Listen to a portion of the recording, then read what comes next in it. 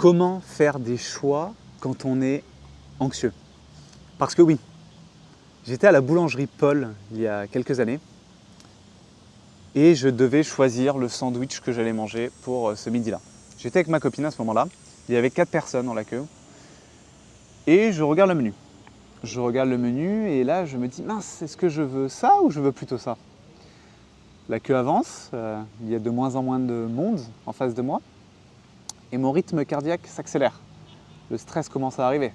Je vais me retrouver devant une dame qui va me demander qu'est-ce que vous voulez manger. Et je n'ai pas encore la réponse. Je me dis mais peut-être que je pourrais prendre ce sandwich-là qui a l'air de me faire plaisir. Ah oui mais ça a l'air quand même très gras et ça va me rendre, je vais me sentir gros, je vais pas me sentir bien. Donc je devrais peut-être aller vers la salade. Ah, mais la salade, c'est cool, c'est healthy, c'est santé. Mais bon, je suis pas un grand fan, elle a pas l'air de me faire très plaisir. Puis on n'a qu'une vie, donc bon, faut profiter. Bon allez, on va prendre le sandwich. Ouais, mais j'ai mangé une glace ce matin. Une glace et un sandwich, ça fait peut-être un peu trop pour aujourd'hui. Et pendant que j'ai tout ça qui se passe dans ma tête, la queue avance, je me retrouve face à la caissière, ma copine, qui elle n'a pas de difficulté à choisir un sandwich chez Paul, choisit son sandwich et la caissière me regarde, je la regarde, ma copine me regarde, je la regarde aussi. Et face à ce gros coup de stress qui est il faut que je choisisse et parce que là je fais attendre les gens, je pointe du doigt le premier sandwich qui m'apparaît devant les yeux et je prends quelque chose aux chèvres. La caissière le note dans son système et quelques minutes plus tard, après avoir payé, je me retrouve avec un sandwich aux chèvres. Je déteste le chèvre, c'est un choix de merde. Mais bon, c'était ma réponse face à cette situation d'angoisse qui était de choisir un plat dans un menu en quelque sorte.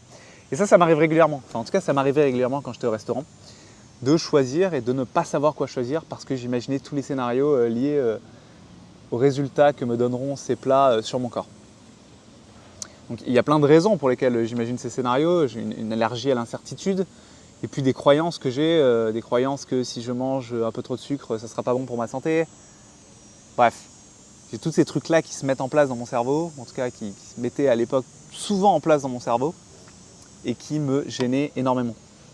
Cette allergie au choix, je l'ai même eue pour racheter des chaussures, acheter des vêtements, où je me retrouvais souvent avec des chaussures trouées parce que je ne savais pas quoi prendre comme autre paire, parce que j'hésitais entre plein de paires différentes. Et donc j'achète rien au final, ou même des t-shirts troués, des vêtements globalement troués. J'ai le même problème quand je dois voyager et qu'il faut que je prenne des billets d'avion. Souvent ce qui se passe, c'est que j'attends le dernier moment pour finalement prendre mon billet parce que je n'ai plus le choix. Et donc je me suis dit, mais alors comment faire pour régler ces problèmes? Et il se trouve qu'au même moment, j'avais d'autres plus gros problèmes d'anxiété et que je suis allé voir une psychologue spécialisée dans les techniques cognitives comportementales, les TCC. Et il y a une technique qui était vraiment pas mal, c'était de noter dans un tableur Excel par exemple, toutes les différentes peurs et les différentes anxiétés que je peux avoir. Et mettre une échelle à chacune de ces peurs. Par exemple, l'anxiété de faire un choix au restaurant, c'est plutôt du 2 sur 5. Ça me rend anxieux, mais ça ne me fait pas non plus péter un câble. Alors qu'il y a d'autres trucs qui me font un peu plus stresser. Par exemple, envoyer un mail au travail quand il y a des supérieurs qui sont à la réception de ce courriel. Ça, c'est du 3 sur 5. Ça me stressait beaucoup. Et les mails pour les supérieurs, ça, c'était tellement drôle. Je commençais à écrire le courriel.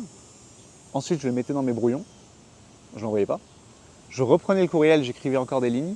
Je le remettais dans mes brouillons. Je le reprenais, je supprimais, je réécrivais, etc. Ça prenait 4-5 jours. À chaque fois, l'anxiété revenait, donc c'était vraiment pas productif.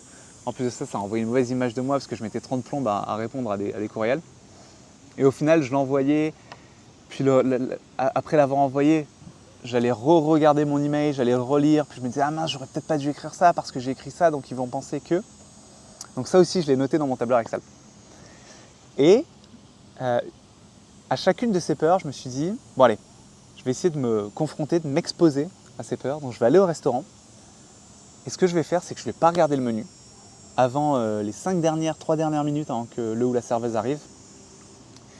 Et là, choisir un truc qui me fait plaisir sans réfléchir. Donc je l'ai fait. Et j'ai essayé de le faire plusieurs fois. Puis j'ai essayé de voir comment je me sens. Qu'est-ce que j'ai comme sensation dans mon corps. Il se trouve que la plupart du temps, bah, je me sentais quand même bien. Je me sentais quand même bien d'avoir fait un choix, j'étais super content de moi. Et maintenant, c'est moins difficile qu'avant. Donc maintenant, je fais cette technique en général. Soit je regarde le menu et je fais un choix très rapide, puis je ferme le menu et je le mets de côté. Soit j'attends que le serveur ou la serveuse arrive et je fais un choix assez rapide sans me prendre la tête. Donc je suis super content d'avoir réussi à faire ça. Pareil pour les courriels, je me suis dit allez, je vais écrire un mail de A à Z sans m'arrêter. Je ne peux pas faire autre chose. Je ne peux pas aller à droite, à gauche, non. Je dois l'écrire, le finir de l'écrire et l'envoyer. Et après, j'ai regardé comment je me sens. Et surtout, je n'allais pas dans mes mails envoyés essayer de relire ce que j'avais écrit. Non, je ne faisais pas ça non plus. Et peu à peu, ça m'a habitué. Et aujourd'hui, j'ai beaucoup plus de facilité à faire ces différentes choses. Donc ce que je vous recommande, si vous avez un peu d'anxiété, des peurs, c'est d'essayer de faire ça, de vous, de vous confronter à ces peurs petit à petit. Prenez les plus petites peurs pour commencer, puis après augmenter. Genre si vous avez la peur du vide et que vous aimez faire de l'escalade, donc c'est un peu compliqué de faire de l'escalade quand on a peur du vide, bah, montez petit à petit. Commencez à faire 2 mètres, regardez en bas, le refaire, et ainsi de suite, puis 3 mètres, 4 mètres, 5 mètres, 6 mètres. C'est des techniques qui marchent bien. Voilà, j'espère que cette petite vidéo vous aura plu. Et je vous montre ma journée d'aujourd'hui. Je suis allé dans le Mile Ends à Montréal. C'était trop beau. J'ai pris quelques vidéos, je vous montre ça. Je vais peut-être même le mettre un peu partout dans la vidéo. Je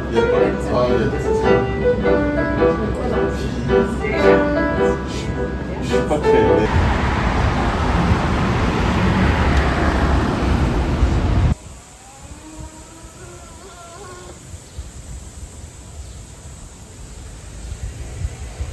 Putain, ce soir, il y a des amis qui viennent à la maison. Ils m'ont envoyé un message juste après que j'ai tourné cette vidéo. Enfin, la vidéo d'avant. Enfin, bref, la vidéo que vous regardez. Et en fait, je sais pas du tout quoi commander. Je suis dans la merde. On a 4 options différentes. Et voilà que l'anxiété revient. En fait, c'est pas si facile que ça de choisir au restaurant. Même sur Uber Eats, c'est compliqué.